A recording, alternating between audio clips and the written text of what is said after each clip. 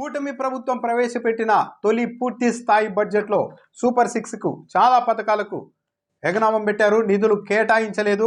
కేటాయించిన కొన్ని పథకాలకు నిధులు కేటాయించినప్పటికీ కూడా వాటికి కూడా పూర్తి స్థాయిలో కేటాయించలేదు. భారీగా కోతలు పెట్టేశారు. అన్నదాత సుఖీభవ నుంచి తల్లికి వందనం వరకు దీపం పథకానికి 2,600 కోట్ల రూపాయలు కేటాయించారు. కానీ రాష్ట్రంలో 1,55,00,000 గ్యాస్ కనెక్షన్లు ఉన్నాయి. రేషన్ కార్డులు చూసుకున్నా సరే 1,47,00,000 వరకు ఉన్నాయి రేషన్ కార్డులు. అయినప్పటికీ కూడా ఈ గ్యాస్ కనెక్షన్లకు సంబంధించి దీపం పథకంలో లబ్ధిదారుల సంఖ్యను 90 లక్షలకు కుదించేశారు. కేవలం 2,600 కోట్లు కేటాయించారు. పూర్తి స్థాయిలో అంటే ఎన్నికల హామీ ఇచ్చిన మేరకు దీన్ని అమలు చేయాలి అంటే దాదాపు 4,000 కోట్లు కేటాయించాల్సింది. కానీ 2,600 కోట్లు మాత్రమే కేటాయించారు. లబ్ధిదారుల సంఖ్యను 1,47,00,000 రేషన్ కార్డులు ఉన్నప్పటికీ 1,55,00,000 కనెక్షన్లు ఉన్నప్పటికీ కూడా ఆ సంఖ్యను 90 లక్షలకు మాత్రమే కుదించేశారు. 90 లక్షల మందికి మాత్రమే ఈ దీపం పథకం వర్తించేలా చేశారు. దాంతోపాటు అన్నదాత సుఖీభావ కింద ఏడాదికి ఒక్కో రైతుకు 20,000 రూపాయలు ఇస్తామని రాష్ట్ర ప్రభుత్వం ప్రకటించింది. అది కూడా రాష్ట్ర ప్రభుత్వం తరపునే సొంతంగానే 20,000 ఇస్తామని ఎన్నికల సమయంలో చెప్పారు. కానీ ఈసారి చూస్తే మాత్రం కేంద్ర ప్రభుత్వం ఇస్తున్న నిధులతో కలుపుకొని ఇవ్వడానికి సిద్ధమైంది. ఇప్పటికే 3 దఫాలుగా ఇస్తామని ప్రకటించారు. అన్నదాత సుఖీభావ పథకానికి 10,400 కోట్ల రూపాయలు అవసరం. మొత్తం 53 లక్షల మంది ఉన్నారు రైతులు. వాళ్ళకి వీళ్ళు చెప్పిన మేరకు 20,000 రూపాయల చొప్పున ఇవ్వాలంటే 10,400 కోట్ల రూపాయలు అవసరం. కానీ కేటాయించింది మాత్రం బడ్జెట్లో 6,300 కోట్ల రూపాయలు మాత్రమే కేటాయించారు. అంటే మిగిలినది కేంద్ర ప్రభుత్వం భరించాల్సి ఉంటుందా? అందులో కూడా భారీగా ఏమన్నా లబ్ధిదారుల సంఖ్యను ఏమన్నా కుదిస్తారా అన్నది చూడాలి. తల్లికి వందనానికి సంబంధించి ఈ పథకాన్ని ఇది యాక్చువల్లీ జగన్మోహన్ రెడ్డి తీసుకొచ్చిన పథకం. అంతకుముందు తెలుగుదేశం పార్టీ ఆలోచన చేయలేదు.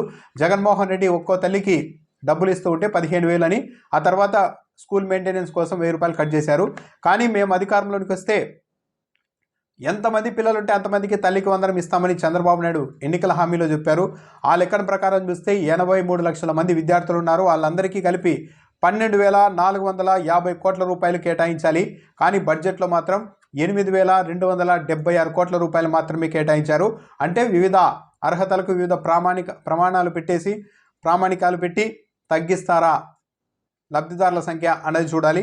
డ్వాక్రా మహిళలకు 10 లక్షల రూపాయల వరకు 0 వడ్డీ కింద రుణాలు ఇస్తామని ఎన్నికల హామీలో చెప్పారు. దాని ఊసే బడ్జెట్లో లేదు. భారీగా నిరుద్యోగ వృత్తికి సంబంధించి ఎలాంటి ప్రస్తావన లేదు. దాంతోపాటు ఎస్సీ, ఎస్టీ, బీసీ మైనారిటీలకు 50 ఏళ్లకే పింఛన్ ఇస్తామని కూడా ఎన్నికల హామీలో చెప్పారు. దాని ప్రస్తావన కూడా లేదు. సూపర్ 6లో భాగంగా ప్రతి మహిళకు ఆడబిడ్డ నిధి కింద ప్రతి మహిళకు నెల 1,500 రూపాయలు ఇస్తామని చంద్రబాబు నాయుడు విపరీతంగా ప్రచారం చేశారు. కానీ ఆ ఎన్నికల హామీని కూడా నిలబెట్టుకోలేదు. ఈ హామీ కింద దాదాపు 2 కోట్ల మంది మహిళలకు లబ్ధి చేకూరాలి. కానీ దానికి నిధులు కేటాయించలేదు. అంటే ఆ పథకానికి కూడా ఎత్తేశారు. ఓవరాల్గా చంద్రబాబు నాయుడు ఈ ప్రభుత్వం పథకాలకు కేటాయించిన నిధుల వ్యవహార శైలిని చూస్తే అన్నదాత సుఖీభవ, అంతకుముందు రైతు భరోసా, తల్లికి వందనం, అంతకుముందు అమ్మఒడి, ఈ 2 పథకాలని జగన్మోహన్ రెడ్డి తీసుకొని వచ్చారు. ఆన్గోయింగ్ అంటే జగన్మోహన్ రెడ్డి అమలు చేసిన పథకాలను కూడా ఆపేస్తే ఇక ప్రజల నుంచి తీవ్ర తిరుగుబాటు వస్తుంది అనుకున్నారేమో. కానీ ఆ 2 పథకాలకి మాత్రం కొద్దిమేరైనా నిధులు కేటాయించి ముందుకు వెళ్తున్నారు. ఇక చంద్రబాబు నాయుడు ఎక్స్క్లూజివ్గా చెప్పిన పథకాలు ఏది? ఒక్కో మహిళకు 1,500 ఇస్తామన్నది ఊసులేదు. ఎస్సీ, ఎస్టీ, బీసీలకు 50 ఏళ్ళకి ఇప్పించనన్నారు, అది లేదు. నిరుద్యోగ వృత్తి ఒక్కొక్కరికి 3,000 రూపాయలు ఇస్తామని చెప్పారు నెల, దాని ఊసు లేదు. అంటే తాను చెప్పిన కొత్త పథకాలని అమలు చేసేందుకు చంద్రబాబు నాయుడు ఏమాత్రం సిద్ధంగా లేరు అన్నది స్పష్టంగానే అర్థమవుతుంది. జగన్ తెచ్చిన పథకాలను ఆపితే బాగోదు అన్న ఉద్దేశంతో వాటిని అయిష్టంగానే బలవంతంగానే అమలు చేయడానికి ముందుకు వస్తున్నారు అనిపిస్తుంది. దాంతోపాటు ఆర్థిక మంత్రి పయ్యావుల కేశవ్ తన ప్రసంగంలో రుణ సామర్థ్యం 0కు చేరింది మన రాష్ట్రానికి అని చెప్పారు. కానీ ఈ ఏడాది అప్పుల అంచనాను ఏకంగా 79,227 కోట్ల రూపాయలు, అంటే 79,000 కోట్ల రూపాయలు అప్పు దేయబోతున్నట్లు ఆయన అంచనాల్లో చూపెట్టారు. ఒకవైపు ఏమో అప్పులు రుణ సామర్థ్యం లేదు అంటేనే మళ్ళీ 79 కోట్లు తెస్తామని బడ్జెట్లో చెప్పారు. బడ్జెట్లో ఈ స్థాయిలో చెప్పారంటే ఇది పూర్తిగా ఏడాది గడిచేసరికి ఇంకా చాలా అప్పు పెరుగుతుంది. బడ్జెట్లో చెప్పినంతకు మాత్రానే అప్పులు లేరు, ఇంకా ఎక్కువ తెస్తారు. అంటే 1,00,000 కోట్లు తెస్తారో ఈ 8 నెలల్లోనే అమరావతి ఈ రుణాలు అన్నీ కలుపుకుంటే 1,35,000 కోట్ల రూపాయల అప్పులు ఆల్రెడీ తెచ్చేశారు. వచ్చే ఏడాది ఓన్లీ బడ్జెట్లో చూపెడుతున్నారు 79,000 కోట్ల రూపాయల అప్పు తెస్తామని. ఇక మిగిలిన అప్పులు, కార్పొరేషన్ అప్పులు అవన్నీ ఏ స్థాయిలో చేస్తారు అన్నది కూడా మనం చూడాలి.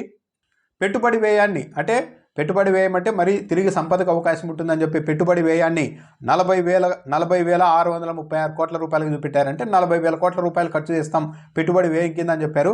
కానీ ఇది ఎంతవరకు చేస్తారు అన్నది అనుమానమే. ఎందుకంటే తెలుగుదేశం పార్టీ ప్రభుత్వం అధికారంలోకి వచ్చినప్పటి నుండి ఇప్పటివరకు చూస్తే కాగ్ గణాంకాల ప్రకారమే బడ్జెట్లో చెప్పిన దాంట్లో కేటాయింపులో చెప్పిన దాంట్లో కేవలం 27% మాత్రమే మూలధన వ్యయం కింద తెలుగుదేశం పార్టీ కూటమి ప్రభుత్వం ఇప్పటివరకు ఖర్చు చేసింది.